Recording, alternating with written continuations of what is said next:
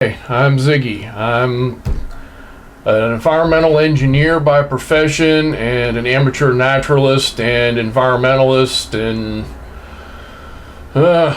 many other things in a long convoluted life. But I hope you like this video. If you do, please like and subscribe and share with a friend or two. Thanks. Okay, this should be interesting. Gonna go into a little bit of detail about what I believe magic is and why I believe in magic and why everybody should believe in magic. I don't really believe there's a separation between a natural and a supernatural. I just believe magic is the part of reality that we still have undefined. And that's actually most of reality if you really think about it.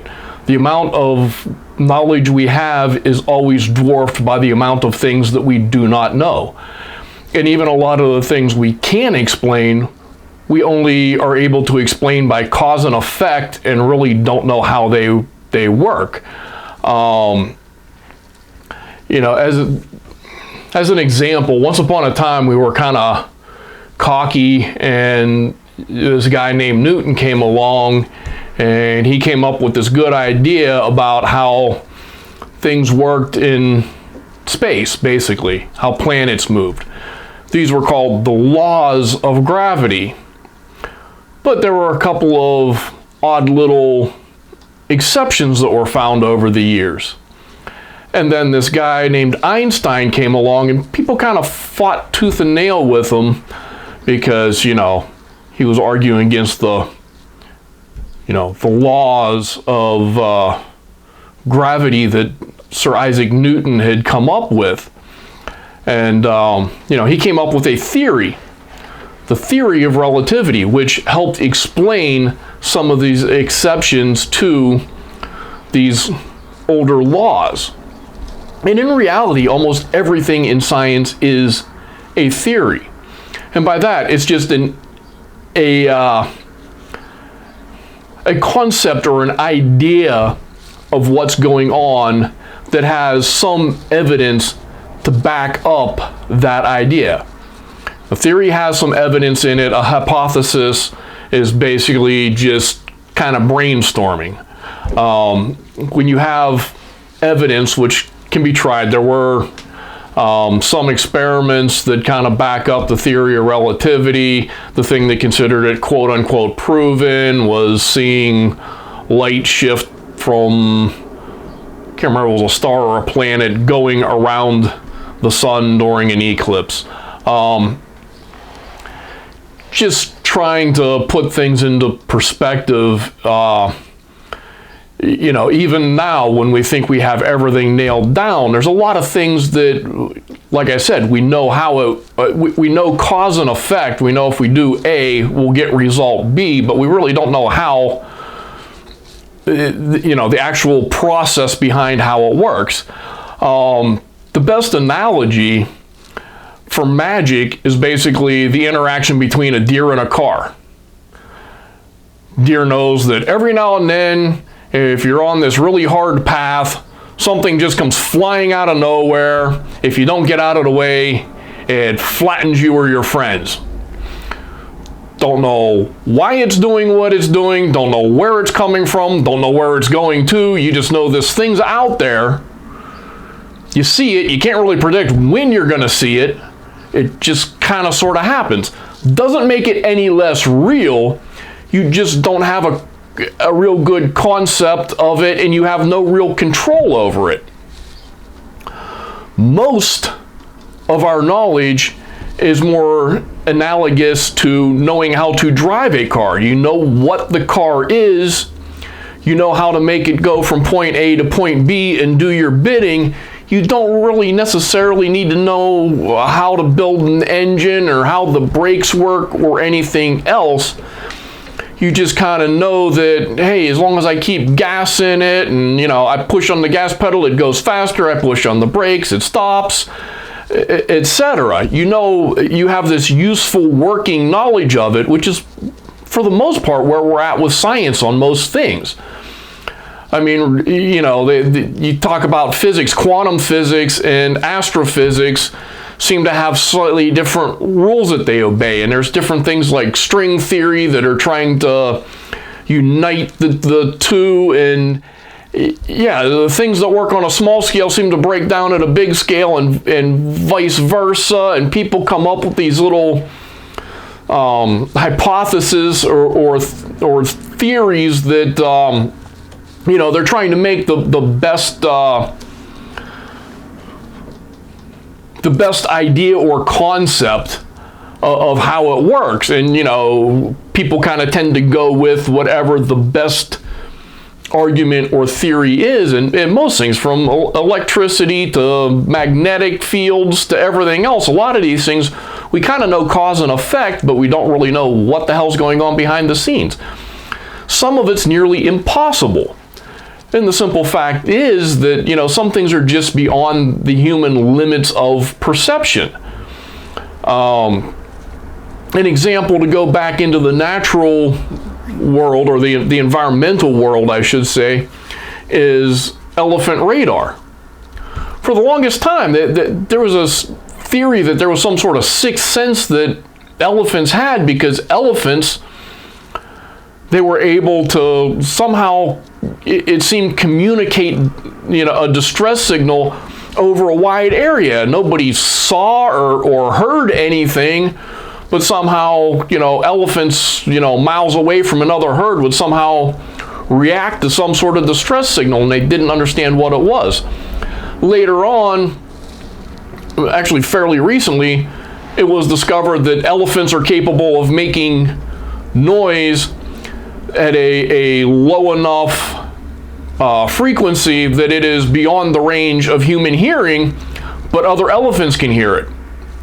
So they're actually screaming, and the other elephants are hearing them screaming, but we can't hear the scream. Another example would be, you know, pit vipers. Pit vipers are snakes that have heat detectors. They can see in total darkness because they have built-in infrared.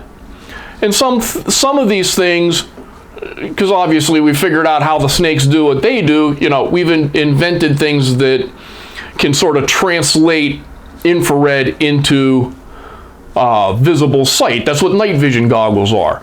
So we've found ways to work around these things for certain instances, but that doesn't mean that there aren't other things out there that are very real going on that we just don't have a way of translating so that we can sense it. And there's even weirder things like electrons. If you look at an electron to see where it's at, you're looking at it will actually affect it and cause it to move somewhere else, which is a whole, you know, I can go in a whole rabbit hole about, you know, quantum mechanics and everything else, and it's a very strange field, and it's constantly moving, and, you know, whatever's being distributed through the media is pop culture at any given time is probably, you know, 10 years behind what the theoretical physicists are actually up to and what they're actually thinking. So it's kind of weird, you know. You can go down a rabbit hole on string theory and somebody will tell you, oh, that was the 90s. But, you know, there's always some sort of new idea they're pushing. And like I said, most of these things have some sort of evidence to support them, but they can't, you know, but then they always end up with some sort of contradiction where it's like, it almost but not quite works. So yeah, they've been trying to work on this unified theory for a long time. But like I said, even in more common things, we don't always really know how things are working beyond a certain, you know, cause and effect. We have that practical use, such as driving a car, but there's a huge difference between driving a car and being the guy who built the car from scratch. And even when you figure out how one part of it works, you might not understand how another part of it works. I mean, you might be perfectly competent to fix the brakes on a car and have no idea how to rebuild an engine, or you might be able to rebuild an engine but be totally lost trying to navigate like an automatic transmission, or, you know, the electronics of the computer control system on modern cars, you know, might leave you totally lost. So we have to understand our limits to our knowledge. The other thing I'd like to talk about, which is kind of on the same vein, and this is based on something I recently listened to that was about conformity. Why most people conform to whatever the standards of their society are. And it kind of pointed out that to some extent, social norms and even science have almost taken the place of being a religion. And I've often said that with politics. People, their political view is almost like a religion, or I'll often compare it to football teams. And around here, we think of the Steelers as almost being its own religion in Pittsburgh here, and people will latch onto some very irrational thoughts because that's the going thought, and even in the face of contradicting evidence, hold on to it.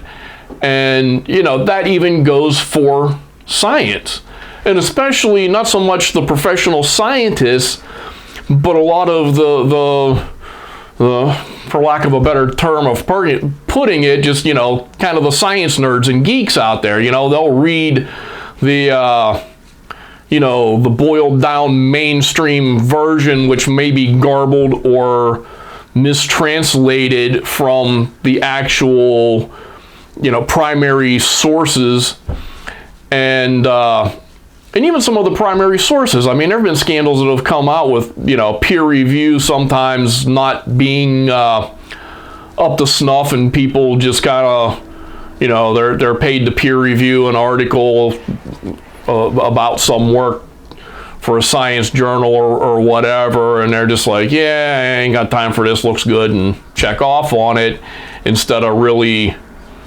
reviewing it. And there's some issues there, but people hold on to things. And I mean, even going back to Newton and Einstein, I mean, and it's worse in some fields than others. Physics is, partly because of that, has become very open-minded. Some things like archaeology for the longest time, I mean, the giants of that field, which basically kind of came out of nothing in the 1800s, these were, pasty white guys who just had, they were wealthy enough, they had the leisure time to go traveling around the world and digging in the dirt and just putting out whatever bonkers theories there were. And because these people were, sort of the founders of that discipline, it was very hard until quite recently for anybody to say anything against them. There was kind of a peer pressure, kind of an ostracization. And, sadly, I've seen that locally with the politics of, green technology and things like that. A lot of times, the people in power who are supposed to be the experts or whatever, I mean, they've got a Facebook meme level of understanding, but a lot of them, the reason they got into this field is because they spent time on social media and they read and they internalized these things, and even in the face of contradicting evidence, they hold on real tightly. And like I said, it's kind of become almost like a religion. Instead of being scientific and science-based, people hold on to these things. They hold on to their preconceived notions that they have built up during their lifetime, and they fight to the death over them. It's kind of bizarre at times, but it really is something when you stop and think about it. Yeah, they're right. So, whatever group you are in, most people within any group tend to conform to whatever the norms of that group are. And unfortunately, that goes for different scientific fields. And, instead of having this wide open debate, a lot of times people are shouted down just because of these preconceived notions that kind of prevail within whichever community. Yeah, it's just, it's sad. I don't know what the answer is to it, because to some extent it's human nature. But, you know, a lot of the people that get into the environmental field, they get into the environmental field because, you know, they drank the Kool-Aid a long time ago. I did a whole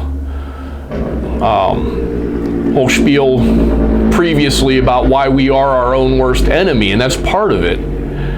And like I said, most of the world is magic. It's in that area of we don't know.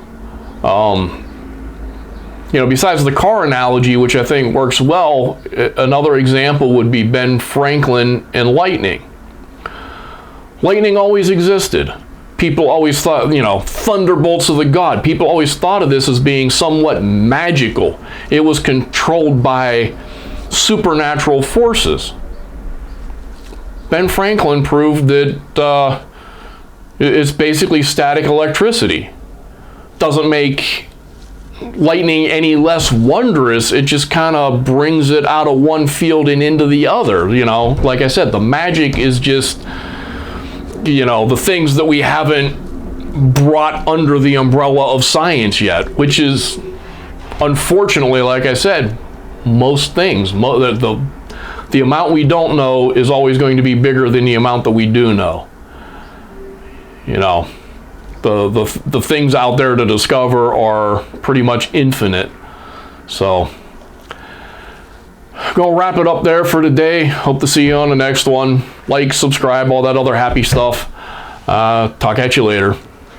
Well, I hope you found that video informative. Hopefully it made you think, and please click the like button and subscribe if you haven't done that already, and check out the video that should be appearing somewhere around me here, and I hope to see you on the next one. Thanks.